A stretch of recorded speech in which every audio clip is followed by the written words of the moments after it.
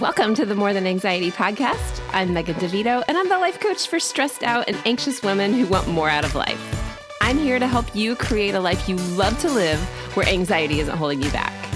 Get ready for a lighthearted approach to managing anxiety through actionable steps, a lot of truth talk, and inspiration to take action so you walk away feeling confident, calm, and ready to live. Let's get to it. Welcome to episode 71. Happy New Year. I am recording this on January 1st of 2024. I can't believe we're here. I have given so much thought about, in the last couple of weeks, about 2023, all of these lessons that I've learned about anxiety and about myself and about my life and where I am going, that here I am on the very first day of 2024. And honestly, I kind of feel very excited for what's going to happen this year, but also kind of in this place of, now what? So I'm recording this episode thinking about all the things that I've learned in the past year about you guys as listeners, and as about my clients and what they're experiencing and what they're going through, and really what my 2023 was like, which I have to be honest, it was a roller coaster. I had some of the biggest, best adventures with my kids, big vacations and big fun things that I've been wanting to do for a long time. And I've had a lot of really stressful and scary things also happening in my life that brought a lot of anxiety back to the surface for me. So really putting all of the things I use with my coaching clients into practice in my own life and learning how to navigate through those ups and downs, which are totally normal when you're anxious. And it just brought me full circle back to this idea of me asking the question, oh my gosh, why am I not past this? Why am I so anxious? And realizing that that's life. That's really what recovery is about. And that's what so many of you get stuck in sometimes when you've had these periods where you feel really, really good. And for me, it was 7 or 8 years of virtually, very little anxiety in the sense of what I would say that most of my anxiety was about for so many years. And then all of a sudden just getting slammed with it, which is some really old triggers and really old, just some things that were really traumatic in my past that kind of came back to the surface for me. So I wanted to bring you this episode this week to answer the question, why am I so anxious again? And just to let you know that here I am on January 1st, really on the other side and back to feeling the way I felt last year on January 1st, which is so much better than how I felt in, say, April or July or September, like different points in the year when things just got pretty overwhelming and really where I was like, okay, I'm practicing. I can make it through. Never, ever getting as low as I had in the past, but still feeling it. So if that sounds like you, you're not alone. That's pretty normal. That's what happens when you have a lot of stress in your life. Sometimes when we're holding on to it a little too tight, we end up in that place. So if you notice that you feel anxious and you don't know why, because nothing is wrong, because really nothing was actually wrong this year. There were things that my brain was telling me were wrong, or things that I was afraid were wrong, or things that I was afraid would be wrong in the future. But nothing was actually wrong. So if you feel anxious and you've felt really good for a while, or you're suddenly anxious for the first time ever and you're like, what is happening? It's okay. We're going to talk about it in this episode.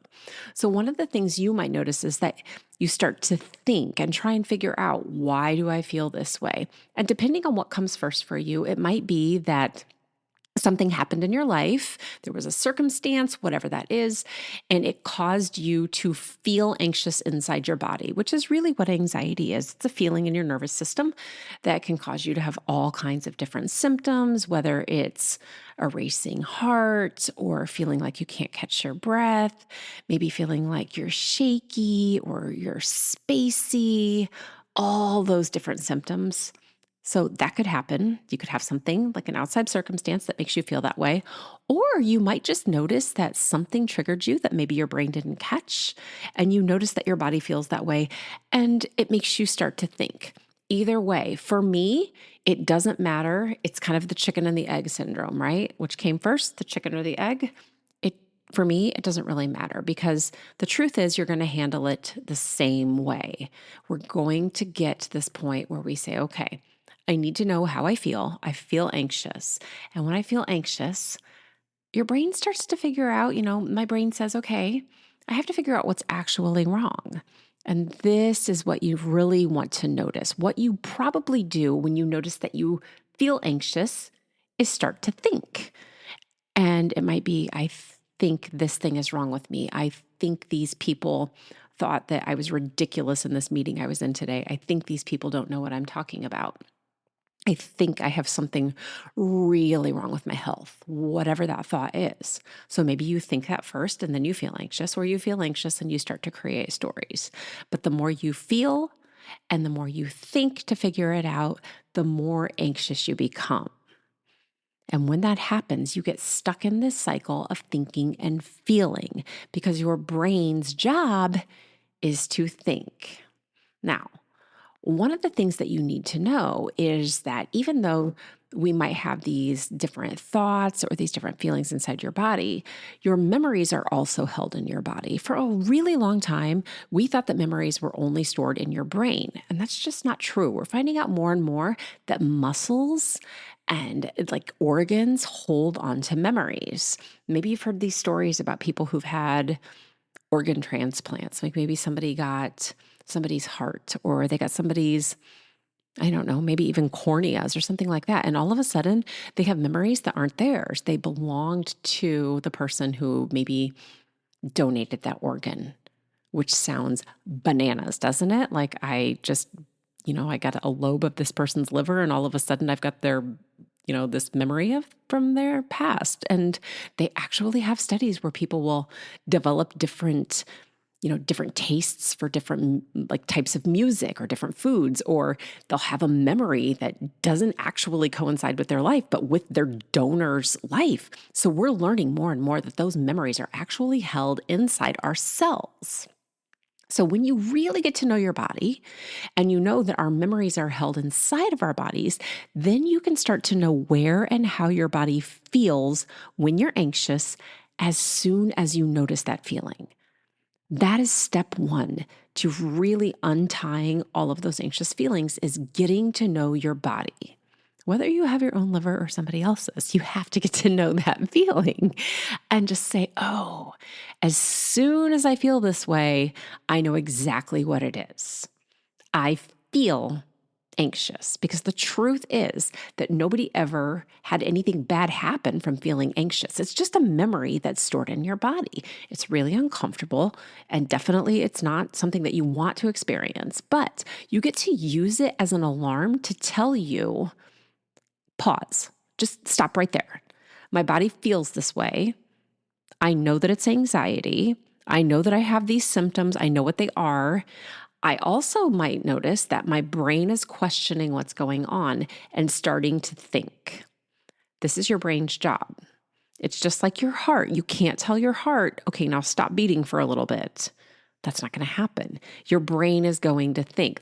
You might notice this when you meditate, that the job of meditation is to be able to slow those thoughts and to let them pass through, because they don't mean anything. So when you notice that you feel anxious, you also have to realize that this is the alarm that is telling me to stop paying attention to my thoughts, or to stop thinking or noticing those thoughts. And they're going to be loud, right? Anxious thoughts are loud because they're scary. They're causing you to feel more anxious. They're making you think you have to do something. But when you can say, this is how my body feels, and now my brain is thinking about it, then you can just go back to that feeling inside of your body, which is uncomfortable. And it's definitely a feeling that you don't want to feel, but it's also not something that you have to figure out because it's familiar. Your thoughts could change a million times, but the way your body feels is usually something that when I've talked with clients, they can say, oh yeah, I know when I'm anxious because my hands start to shake. Or I know when I'm anxious because my throat feels tight.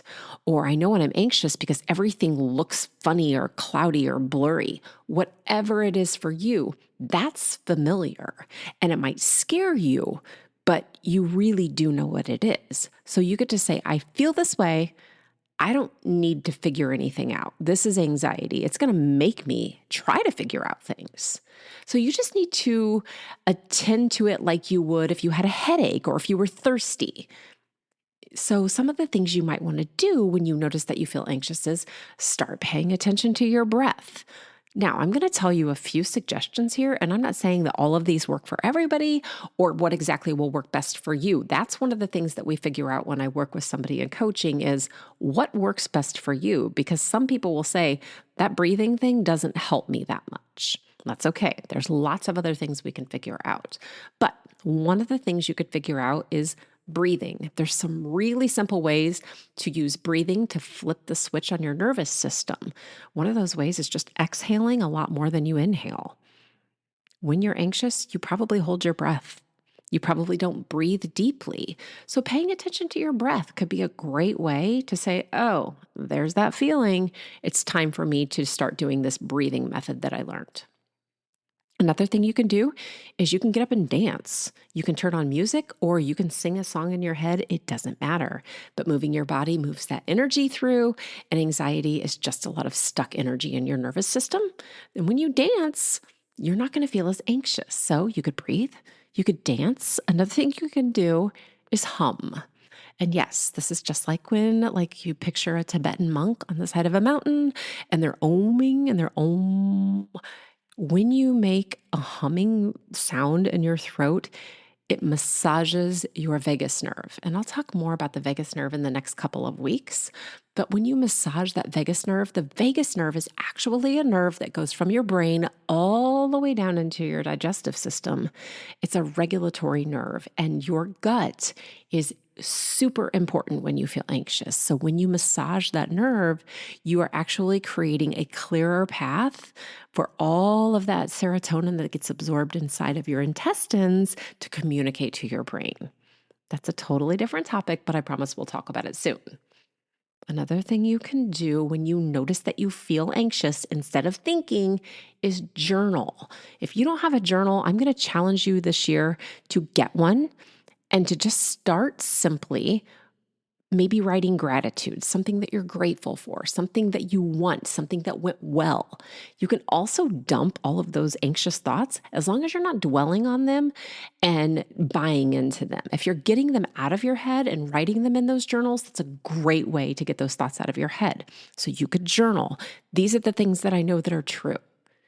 These are the things that are going well for me. These are the things that I'm grateful for. These are the thoughts that I'm having right now that make me feel anxious.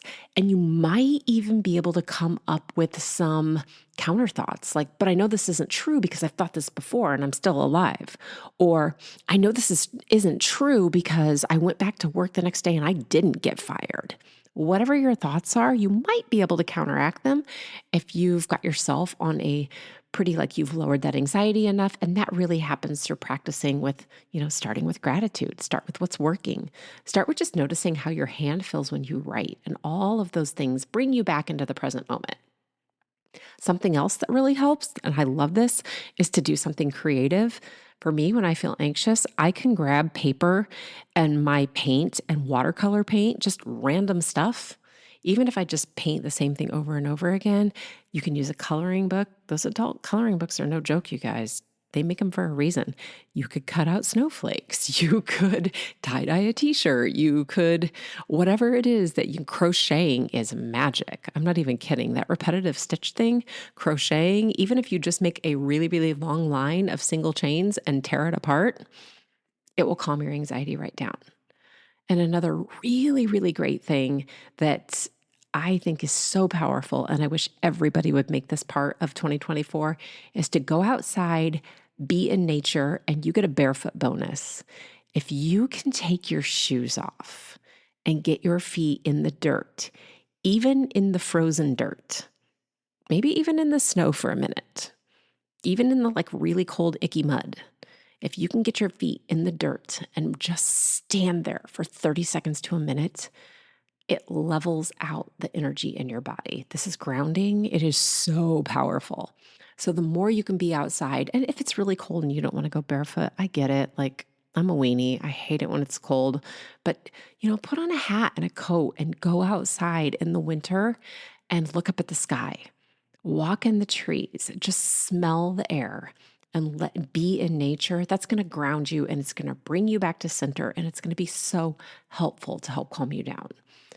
And when you notice in this process that you're starting to think again, so whether you're breathing or dancing or humming or journaling or doing something creative, or you're outside and you notice your brain starts to go back, you want to remind yourself that the thoughts that you're thinking are not truths. They're just thoughts and they do not require attention. Remember, you think around 60,000 different thoughts a day, and about 98% of them are total garbage. So just especially when you're anxious, just know that your brain is trying to protect you from something that's not really dangerous. It's just a feeling, and your brain is only making up stories. So when you can cut off that cycle of think and feel and think and feel, you start to feel less anxious for longer periods of time. You'll notice that, like, oh, I wasn't as anxious for quite as long, and you're going to have a longer gap before you notice that you start to feel anxious again. So if you're chronically anxious all day long, you might get, maybe it starts small. Maybe it's an extra hour or two, or even an extra day, and it builds up. You're like, you know what? I haven't been anxious for a few days. And when I was anxious, it didn't last very long. You're going to notice that those spans of time start to stretch out, and you get to know yourself better every single time that you have to practice. So you get to learn to trust yourself, and you start to grow your confidence. Like, oh, I've already been through this. I can do this again. This was really my model for 2023, when I thought, oh my gosh, this is insane. And I've already done this. I can do this again, which got me to where I was, to have an amazing, second half of November, December. And then all of those weeks in between where I'm like, I feel really good. And then I would just get thumped again. I turned 48 this year, so I blamed this on my hormones so much. But also there were some big things going on. So another thing that happens is, as your confidence grows, you learn that your thoughts aren't necessarily true and that they don't mean anything at all. So you start venturing out and doing the things that make you feel anxious maybe right now, and anxiety starts to lose its power to control you. So you have more freedom to go live your life, even when you feel anxious. And you might even start using that feeling as a signal to do the things that make you feel anxious, because you know that you've already proven yourself right and your anxiety wrong so many times. It kind of gets to be a game of dare, like a game of dare with no truth, maybe truth or dare. So I think I used that on an episode not too long ago, or maybe it was in an email where I talked about truth or dare and how you could play that with your anxiety. So this is how I can help you do this. What you can do is you can schedule a consultation call with me. And the consultation call is really about understanding what's going on in your body to help you figure out some of the triggers or thoughts that you might see now that are causing you to feel and stay anxious. We're just going to find that loop in that consultation call. So you'll find what you're doing now to stop feeling anxious as well. So these are the things that I do to try and not feel this way. And sometimes those things might be making you feel worse, or they might be keeping you stuck in that cycle. We'll find those on the consultation call. And you get to come up, or we get to come up together with a first step for you to break that cycle of thinking and to learn to calm your body down using some technique that will work for you. Let's find what works for you so that you don't feel as anxious as often. And we'll also talk about what coaching looks like and whether you and I are a good match. And if we are, you can decide whether or not it's the right time for you to get started coaching or not. And it's really easy to do. All you have to do to schedule that consultation call is go to the show notes, or you can go to my website. It's just my name, megandevito.com. And you click the link that takes you to my calendar. You choose a time that works for you and for me, and then you give me a call. It's super duper simple. So if you're wondering, why am I so anxious? What the heck is going on? It's okay. We have all been there. 2023 was a rocky one for a lot of people, and we're on the other side now. It has been a whole day. It has been a great day. I just had my mom's birthday tonight with my dad and my family, And I am looking forward to a great year for me, but also for you, because you get to decide how to get there. So Happy New Year to you. Even if you're listening in May, you can start your new year anytime you're listening to this episode, because really, we don't need a new calendar or a ball to drop to tell us that we have a new beginning. All right. I hope this was helpful to you. And if I don't talk to you on a phone call, I will be back next week. Take care. I hope you enjoyed this episode of the More Than Anxiety podcast. Before you go, be sure to subscribe and leave a review so others can easily find this resource as well. And of course, if you're ready to feel more confident, have more energy, more confidence, and a lot more fun, you can go to the show notes, click the link, and talk to me about coaching. Talk to you soon.